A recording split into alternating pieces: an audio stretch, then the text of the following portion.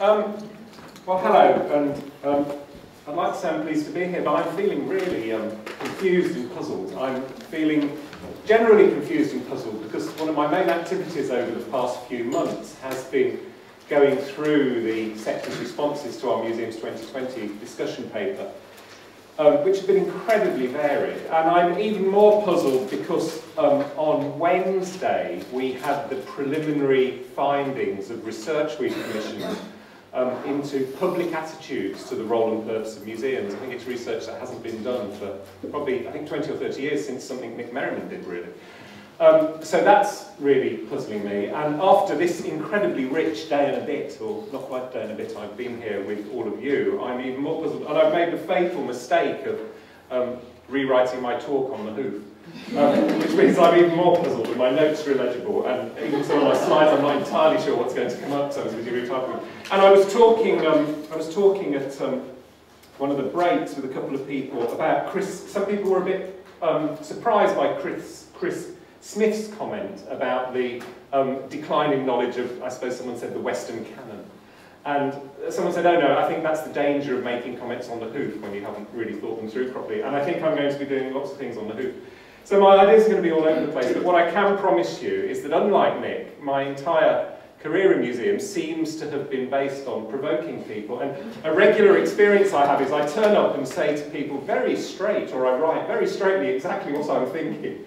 And everyone's horrified. It's oh, it's just Maurice being provocative. So I think you can rest assured I'll say something that will really upset most of you in some way. And I'll probably mean it. But I do want to say in this university context that I have, in the past 24 hours, done some primary empirical research, which I thought was crucial, because going back to the Chris Smith point, I simply do not believe that most people don't know the story of Adam and Eve. And for those who weren't here yesterday, the absolutely bizarre tale he told us was a story told to him by Andrew Motion, which might make you want to worry in the first place. And Andrew Motion was having the first session, I think, of a master's level creative writing course at some university, or maybe it was this one, I don't know. And of the, I don't know, dozen or so people there, it emerged that only 5 knew the story of Adam and Eve. So Chris Smith told his story, and I thought that's just Andrew Motion being Andrew Motion and Chris Smith being gullible, which we all know is one of Chris Smith's probably only faults, in his niceness, in a way, in his career. So I texted my 16-year-old daughter, a source of all knowledge on these things, who is by no means an Oxbridge-type student. She goes to the local comp and went to the local primary school. So we had a series of text exchange last night. My question was, this sounds like a silly question, but do you know the story of Adam and Eve? So which she says, yes, duh, why? So I told her that I'd been at a talk by an important person who I suspected but the language wasn't quite language abuse here, but I suspected he was not talking sensibly. She replied, yup, lol. They teach it to us like 16 times at least. So, I'm probably going to make similarly terrible jumps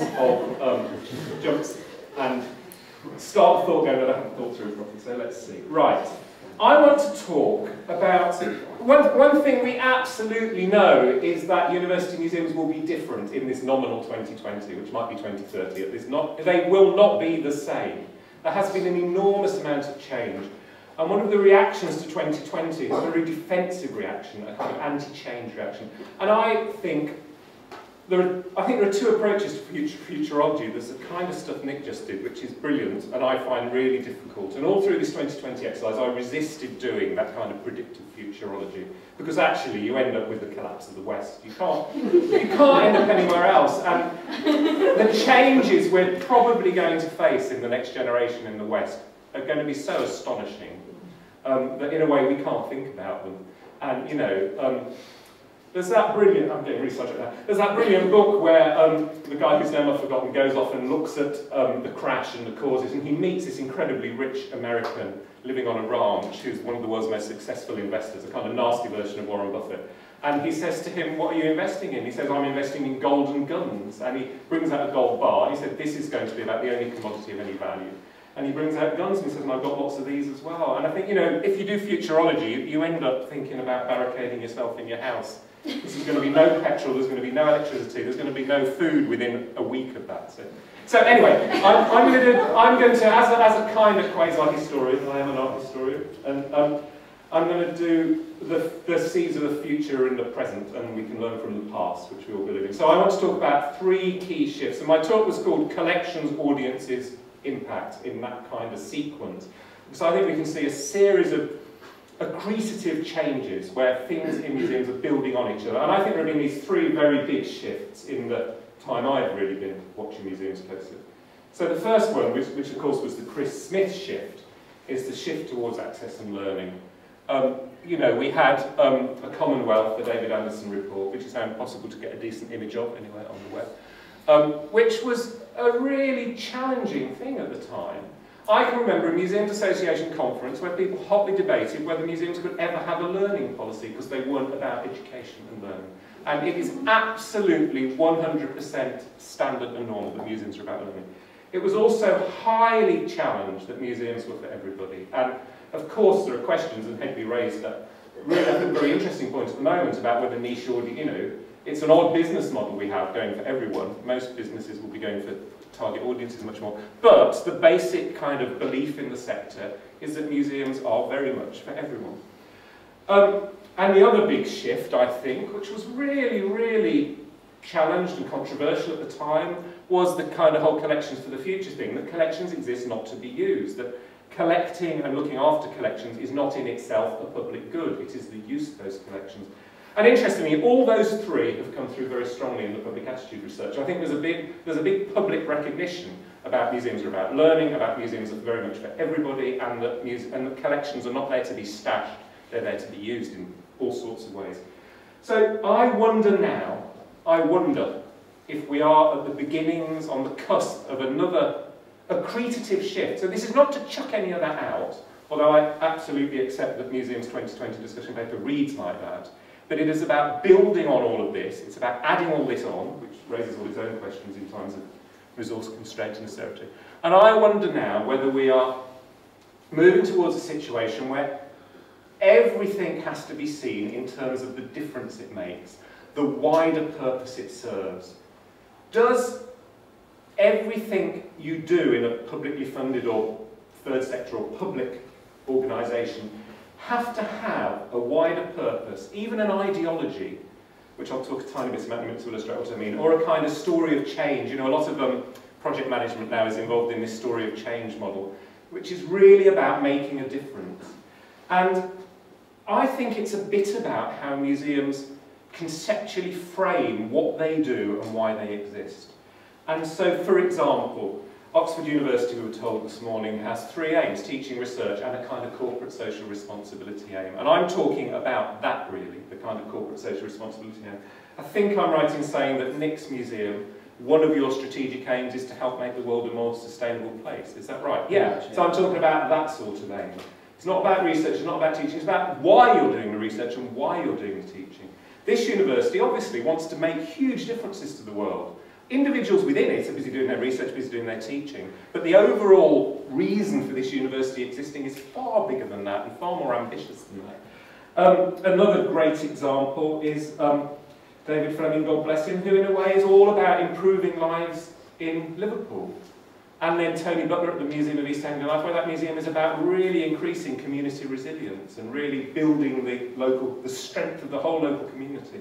So I'm talking about those sorts of things when I say making a difference, or as I'll go on to say, this idea of impact and outcome.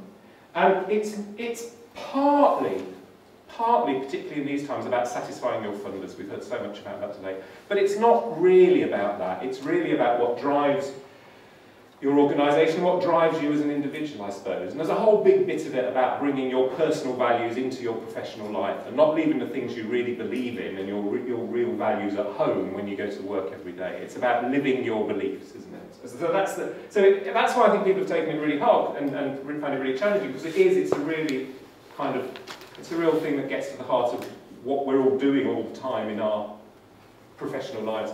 So in Museums 2020, I'll have to really rattle through it. And I expect most of you have seen it. I've got a couple of spare copies here I can pass around for those of you who haven't had the joys of it.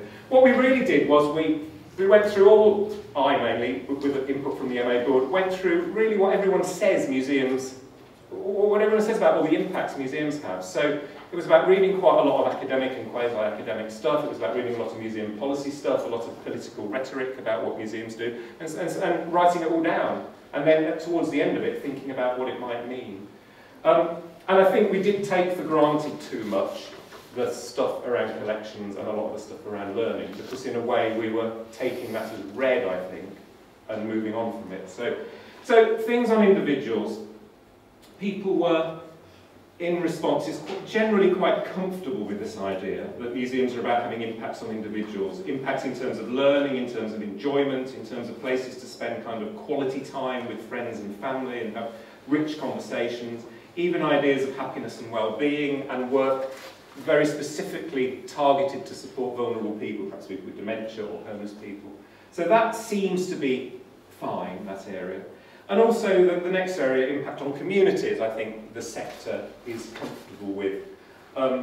It's comfortable with the idea of placemaking, as we were talking about. It's comfortable with the idea of being public spaces and being part of a place and part of other kinds of community as well. The other thing that I was quite surprised about is that in the, we did a whole bit on participation and co-production as a little box out in that section. And many, many people in the museum sector are very enthusiastic about co-production and sharing the generation of content and knowledge.